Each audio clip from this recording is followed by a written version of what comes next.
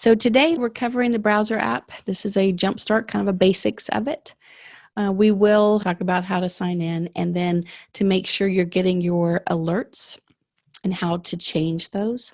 Most important is to be able to find hail, not just by using recent hail events, which is a nifty way of seeing the recent ones, and scrolling through all of the others back to 2011. We will need to learn how to drop markers.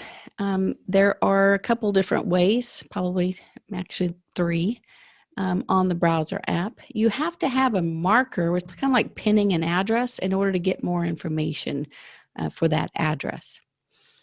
Then we'll also talk about updating those markers, pulling contact data, changing the name and adding notes, and how to find a quick date of loss. And then at the very end, we'll learn how to create an impact report. All right, so I'm going to increase my screen here. I have a nationwide account, and I'm going to zoom out. And on a nationwide account, all of these recent hail events is going to be based on anything that's happened in the nation. What you're seeing on the screen, all of these blue numbers or circles with numbers, those are just clusters of markers. We also have some red ones, just means there's more in that general area. So basically it's a cluster of markers in that area. I could tap right there on that 141 and it will split that cluster of markers and zoom in to that area. I'm in standard map view right now. If I want to switch to satellite view, I can use this button up here at the top left. So this is standard and satellite. And sometimes, when you're in satellite view, you can see the contrast of colors, so I can quickly find some hail that's happened on this date. And that date is 7/6/2020. It's the map date that I'm looking at right now. So up at the top, you've got some quick access buttons. And over here on the left is recent hail events, but there's two other tabs, actually three. This is a favorites tab. And to make a favorite, all you have to do is tap on one of the stars of the date that you want to make as a favorite. And they end up in this list. Then impact and binder. Over on the top right-hand corner, this is where we find our, if you haven't signed in yet, this is where the sign-in would normally be. You can get to the browser app by either typing maps.interactive hail maps, or you can just type hailrecon.com. It's a quick way. And then sign in. Once you've signed in, then you've got several menu options here. And then in the bottom right-hand corner, this is a Google map. So you could put the little man right there on the street somewhere and take a view of what that is. I'm going to hit the back button here to get back out. And that can be done at any time. Now on the map itself, you can zoom all the way into Street View. I'm going to go back to this little Fort Worth, Dallas area. How about we go to Frisco, and I'm going to zoom all the way into Frisco here. So I can go straight to Street View. Okay. So let's talk about your alerts. So back up into the top right-hand corner, I'm going to choose My Account and Alert Settings.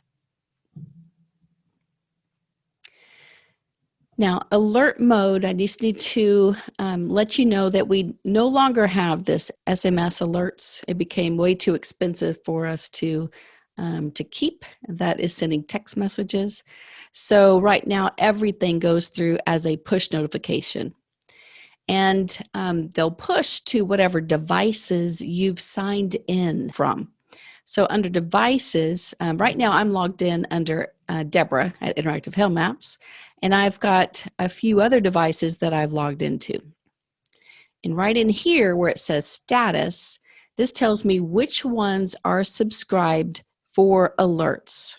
Okay, so I've got my iPad subscribed, my phone is paused right now, and I've got an Android that I use for testing as subscribed. So if you don't have any devices, then you won't be able to get notifications. Okay, so you have to log in at least once on your devices. And you can use more than one device as long as you log into it each time. So for instance, if you have an iPhone and you also have an iPad and your desktop or laptop, a desktop or laptop uses a browser app. So that's one connection you can have. And then the second connection per seat is to a mobile app. Okay. And on an iPad, you can use either the mobile app or a browser. If you're using multiple mobile apps, if you are assigned more than one seat, then you can use more than one without it getting kicked out. Under alert types, by default, it looks like this. So this is what it is until you change it. On the ground reports are NOAA spotters in the area or in your subscribed area that's seeing hail and calling it in to NOAA. Okay, and when that happens, if it's 1.25 and greater hail size, then it'll send you an alert or a notification. So if you want that to be at 1 inch, then come in here and change that. Each user can set their own alert settings. And then impact alerts is the hail that's being detected by radar. That's what we generate. And then if you're in a windy city and you want to see those wind damage alerts and local wind speed alerts, then choose this option, leave it on. And then this one, I think people complain about it because if you just have one state, and let's say it's Ohio, and Texas gets a lot of hail, so they're going to be hearing all of the forecast for hail in Texas or anywhere in the nation. So that's a nationwide forecast. Once you've made changes, you can save it at the bottom here. And then this section right here is for testing your own notifications to your devices. So if I tap this one, I think I have my iPad open here. I'm going to open it here so you can see it. So we're going to scan over the top of the iPad, and as soon as I send an alert, I'm just going to tap send. Then it should come across my iPad as a notification. There it is. It comes across as a Chuck Norris joke. I sent 2 of them. So that's testing your own devices. It would have gone to every single one of my devices that's subscribed. Okay, I'm going to go back to the maps, and we've covered alerts and signing in. So what I want to do is look for hail. So recent hail events over on this left-hand panel will tell you every date that we've had hail for your subscribed area. And it is rated by the number of housing impacts that the hail impacted in the area. So we have ratings from a 0 up to a 5, and 5 being the most severe. Okay, so I'm on this 6/8/21 date. All up in here, we've got a lot of rural areas. So we do have, some areas that has some large hail. So all of this darker colors in here, that's all large hail. I'm going to zoom in and talk about this for a second. So on a browser app, if you just hover your mouse over the colors of the swath, this is called a hail swath, and then look at the top of the screen up here, that's 1/2 inch hail. Over here is 1 inch, and as the colors get darker, the hail size is greater, 2.25 over here. These icons are those NOAA spotters. So they're people in the area. They're certified through NOAA. And if you have not used NOAA, that comes from the sbc.noaa website, the Storm Prediction Center. We gather all of these spotter reports, these in here, and then also the convective outlook for today, each day. and that's the forecast. So if I tap there and then look at day 1, I'm going to tap on it and see if we have any hail. So all of this is forecasted for hail today. We gather that and put it on our map. So if I go back to the maps on interactive hail maps and then go to today, and under map option, if I make sure that my hail forecast is on, I'm going to tap it, then you can see those same patterns here. So this is the forecast for today.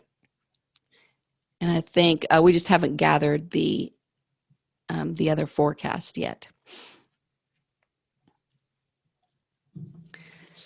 Okay, so that's updated early in the mornings. All right, other options under map options, these are toggle on off. If you're in windy areas, you want to make sure these two are on. So tapping them. These first two are always on. So those are your NOAA spotters and your address markers. Finding hail. If I tap on any of these recent hail events, it will refresh the map. It shows me where the hail is. I'd have to zoom in to kind of see it, or sometimes it's easier when you're in satellite view. There we go. And by the way, those spotters, like I saw one over here, the green, they come in green, blue, and red. Green is the smallest at 1 inch and 1 1/4. Blue is at 1 1/2 up to 2, and then any red is over 2. We also have wind spotters if you have them turned on. So remember, this is wind spotters here, and they look like this. It's the tan windsock icons.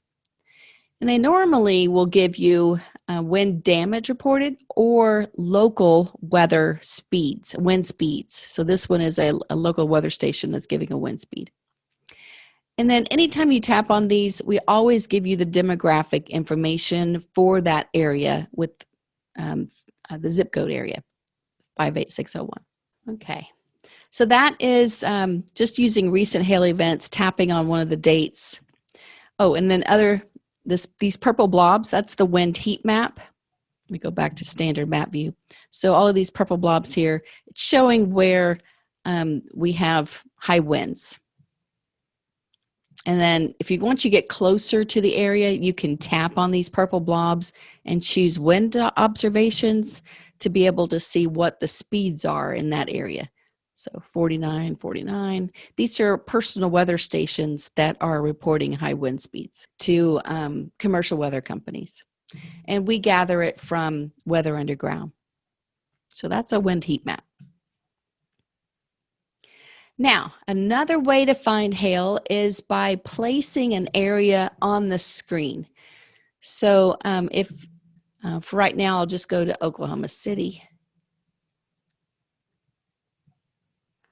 I'm going to zoom in. So I'm placing this area that I'm wanting to find hail in.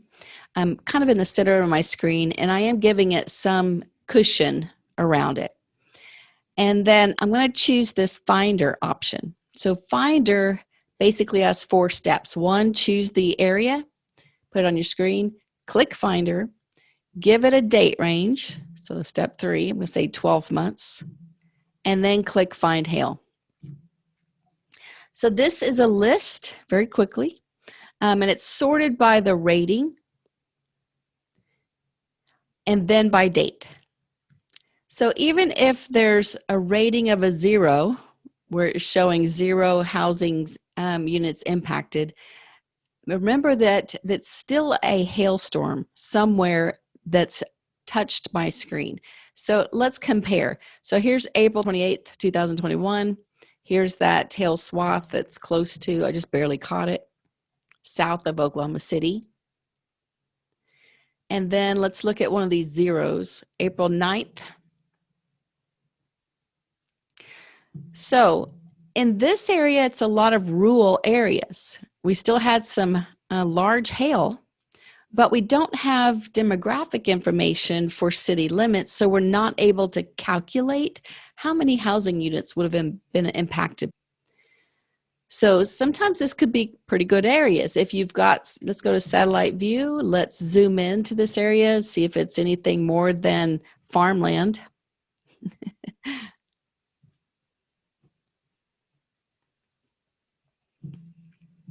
So we have some houses here and there.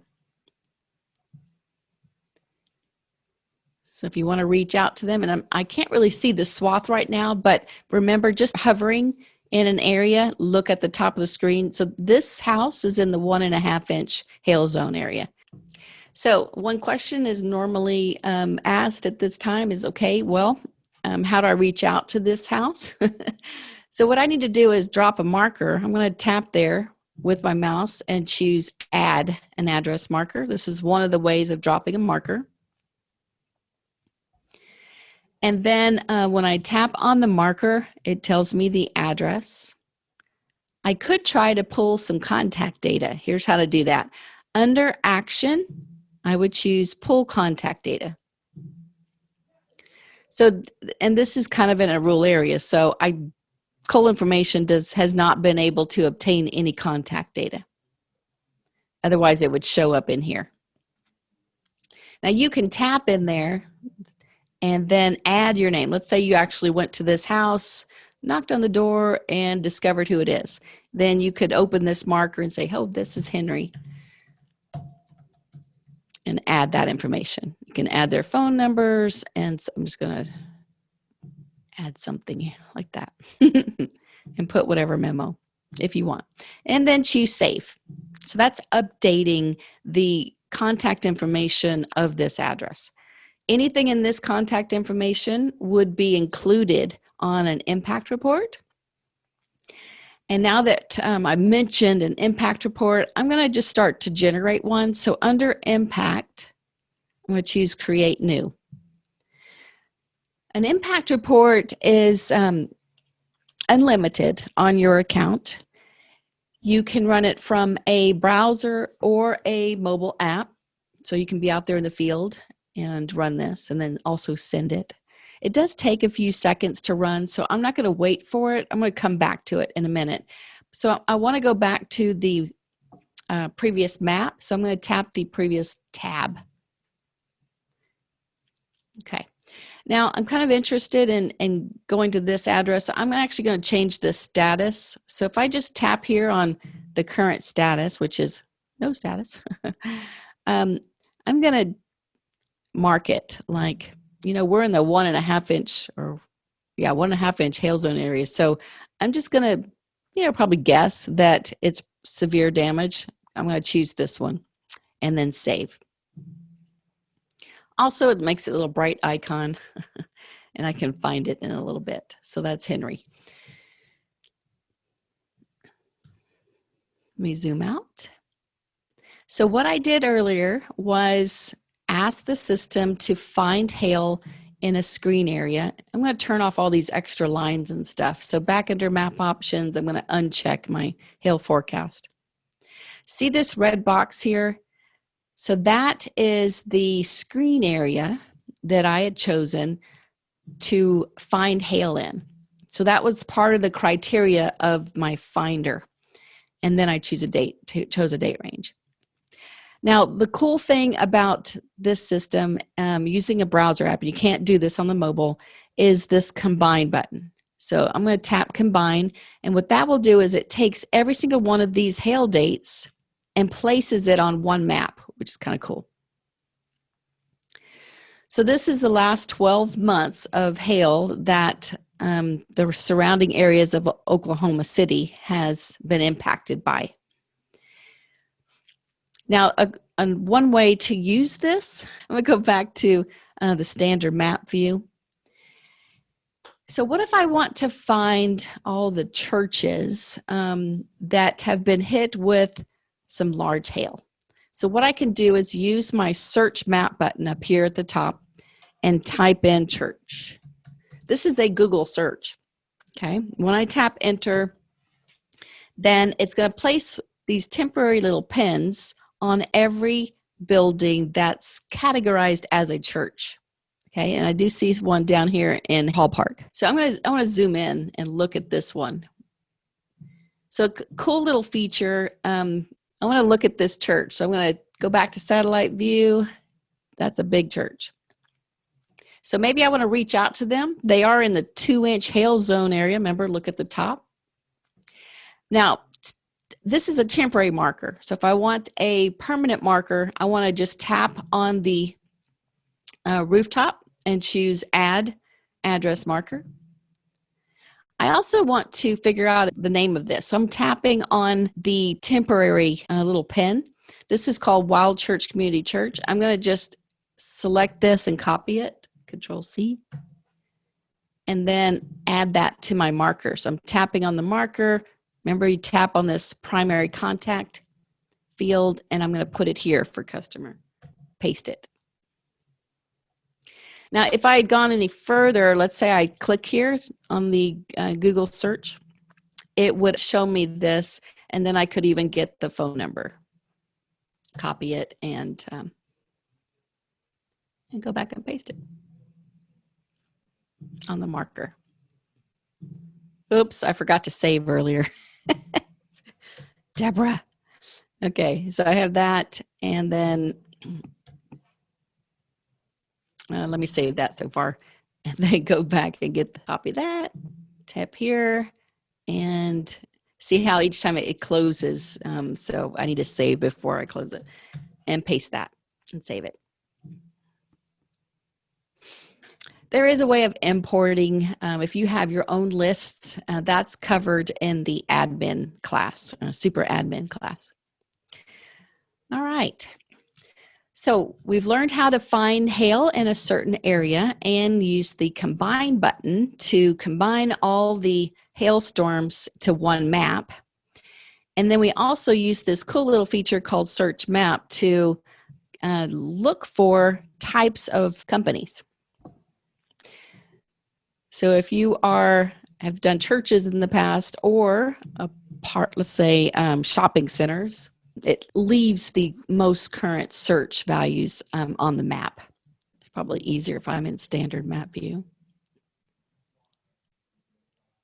Don't really see any in the hail path for shopping centers. Maybe here? Nope, they're in the half-inch. That's half-inch. Okay, enough of that. So we also learned how to drop a marker, and that's one method is just by tapping on the map and choosing Add Marker. Now, if I just do that in a general area without knowing what I'm tapping on, it's using the pinpoint. And by the way, when you tap on the map, we highlight the zip code area. That's what this is. It's giving you the demographic for that area, for that zip code. But remember where you click, and then if you choose Add Marker, it will drop a marker right there.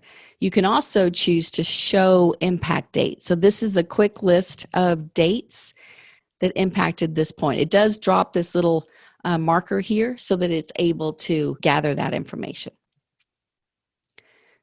And there are the descending order dates. Goes all the way back to 2009. And this column here is hail that's happened at this location, and then you also see within 1 mile, 3 miles, and 10 miles. The second way to drop a marker is by typing the address. So let's imagine we just got a call, and they need a quick date of loss. I can start typing an address under Search Map. I'm just going to pick one of these. How about this, Classen Drive? It drops a marker there, and I have mine customized so it drops this type of status. You also learn how to do that in workflow settings class. So that is dropping a marker by using that function up there. So when you're typing in a valid address, it'll give you some prompts. You can click on one of them to drop a marker. Only do this once per address, because if you do it more than once for the same address, then it'll drop another marker at exactly the same place. So once you have markers, then you use this find button, and that's exactly where I'm going to go. I'm going to go find that marker that I created an impact report for earlier. So I click there, and it's a recent one. So I'm just going to tap search without typing anything here. And remember, I changed the status to this one. Here's Henry Jones. I'm going to tap right here on the address, which will find that marker and open it for me. There it is. And I want to look at that impact report. So now under impact reports, I have this one that I had generated 8 minutes ago. It's also still up here in the tab, but I just wanted to show you how it does save to the marker, and it's under impact reports. And it chooses a date to name it by. So let's look at it real quick. Got just a couple of minutes left. So this is a forensic level hail impact report. You can also create a wind impact report out of this same function. Wind data is at the bottom of the screen, and these are all dates of loss that can be used for wind observations. These gray boxes is those personal weather stations on the date that I have selected, and it's defaulting to this date right here. The line that's in green is the line that it's using for the date of loss. We were on that date when I generated this report. That's why it chose this date. Many times you might get a date that, well, that one's not the one I want. You can select it by choosing any of these that have a hyperlink, and also any of these that are in a background color of this pinkish color is a impact to this address. So tapping on one of these dates would change the date of loss to that date if you save it. So I can save the report date of loss very quickly like that. So it'll refresh the date. Here's the date of loss. So on April 28th, it started hailing at 6:37 p.m. Storm was moving south at 23 miles per hour. It held at the property 14.3 minutes. The hail detected by radar was ½ inch, and there were 5 NOAA spotter reports in the area with a maximum hail size reporting of 3.75 inches. It lists them down here. So that 3.75-inch hail that was seen by a NOAA spotter, picture on Facebook, was 5.7 miles from this address. The closest one is right here at 1-inch hail. So it's good information, extra information on an impact report. Now, many times you'll see the street view picture, but this one is off the regular path, and Google was not able to obtain one.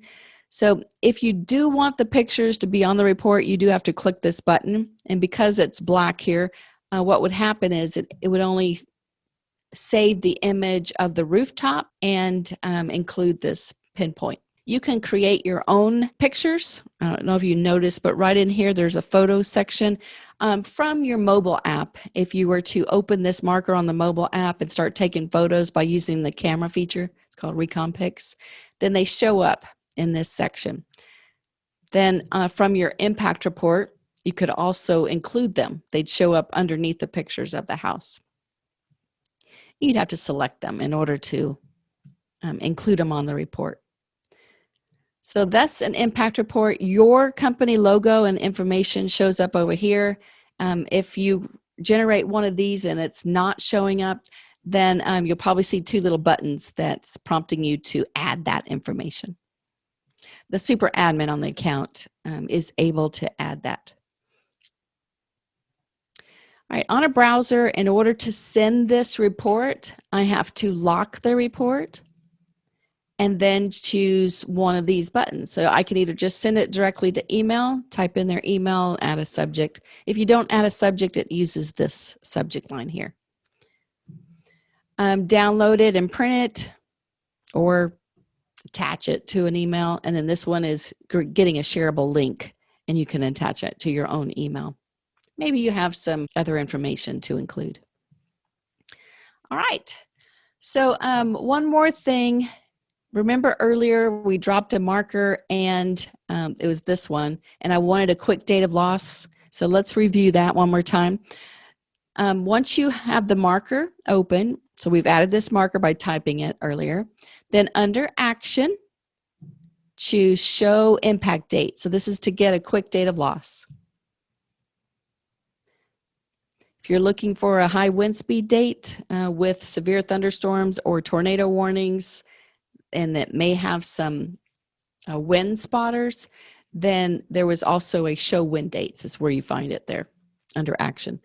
So here's all of the dates in descending order all the way to 2011. And then this first column is any impacts at the location. And quickly see if there's any large hail that's impacted. So they had large hail, but back in 2018, 1-inch hail. There you go. And then all hail within 1 mile, 3 miles, and 10 miles of the marker. So again, that's found under action, show impact dates, and then I mentioned the wind. This is show wind dates. All right. So we've covered everything that we normally do on our jump start. Updating the status. Oh, adding a note is pretty simple. It's right there. Just add note. And it's right in here. You can also change the status at the same time.